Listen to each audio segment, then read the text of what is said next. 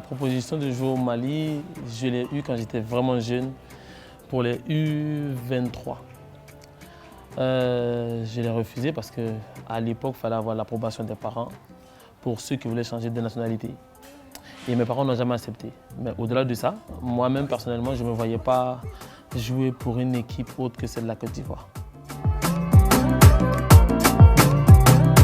C'était plus pour découvrir nos championnats. Vu que j'avais fait 5 ans en Thaïlande, je voulais découvrir nos championnats et la meilleure offre financièrement et sur le plan du football, c'était ce championnat-là et ce club-là. Raison pour laquelle je suis parti là-bas. C'était un sentiment de joie, comme toute personne qui vient de remporter un titre local. C'était bien vu qu'on est passé par beaucoup de moments un peu difficiles. Et ensuite, le fait de battre l'équipe de Djouma Saïd, c'était aussi un plaisir. Donc on était heureux et c'était bien. Le championnat coétien est plus physique, mais moins tactique que le championnat thaïlandais. C'est juste une différence physique, une différence mentale, vu que là-bas on vous demande plus de choses qu'en Thaïlande. En Thaïlande, c'est un peu plus soft.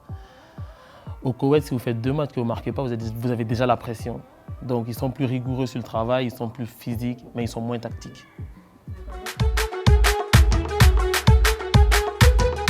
Mon père et ma mère, Mamadou et Barnabé, avec le tatouage que vous voyez. Bon. Facteur très important, mon père était ancien footballeur. Ma mère était ancienne internationale joueuse d'handball, donc une famille de sportifs. Ils ont été toujours derrière moi, ils m'ont toujours conseillé, ils m'ont toujours poussé en me donnant les tenants et les aboutissants d'embrasser une carrière de footballeur. Donc vraiment facteur important, facteur déterminant, facteur de soutien, d'appui, de mentor, parce que mon père, il m'a toujours entraîné et toujours contredit parce qu'il ne m'a jamais trouvé au niveau. Donc on regarde des matchs à la fin, à chaque match on commente, on essaie de voir les défauts et de les parfaire et d'améliorer les qualités. Le tigre,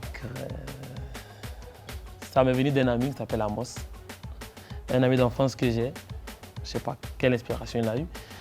Mais quand on était adolescent, vu que je partais vite et tout, qu'au lieu de me comparer à un guépard, il a préféré le tigre pour la férocité, pour la vitesse, pour l'instinct de survie, on va dire. Et après, j'ai adopté ça et puis j'ai décidé de faire de ça mon blaze. Au départ, c'était insignifiant. Après, comme je l'ai dit, le fait d'être un tigre vous permet d'avoir l'instinct de survie. Et dans le football, c'est important de l'avoir. Donc, au fur et à mesure, j'ai commencé à m'adapter à la limite que ce nom-là, à toujours me dire il faut performer, il faut avancer, il faut toujours prouver que tu es ce tigre-là. Maintenir, allier école et football, c'est pas vraiment facile. Moi, j'ai pas fait de centre de formation, donc j'ai pas eu la possibilité de partir à l'école et de faire le sport. Je me suis donné au sport lorsque j'étais déjà, je vais dire, majeur. Donc c'est un peu compliqué, mais il faut toujours garder espoir et continuer à travailler. J'espère, je ne veux pas dire je pense, j'espère pouvoir un jour intégrer cette équipe nationale-là pour le prestige qu'il y a derrière et pour l'honneur que ça procure à toute personne. Honnêtement, j'estime être pas prêt pour le moment. Et quand on dit objectif personnel, pour moi, c'est déjà un club. Et ensuite, lorsque vous êtes bon en club, l'équipe nationale vient vous facilement. Ça fait 22 ans que mon club n'a pas gagné le championnat. Donc l'objectif immédiat pour nous, pour cette prochaine saison, c'est de pouvoir remporter le championnat et remettre le club au niveau là où il était avant.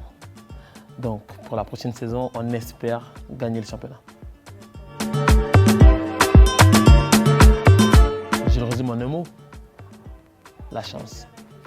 La chance, parce que j'ai eu pas mal de chance. J'ai eu pas mal de chance.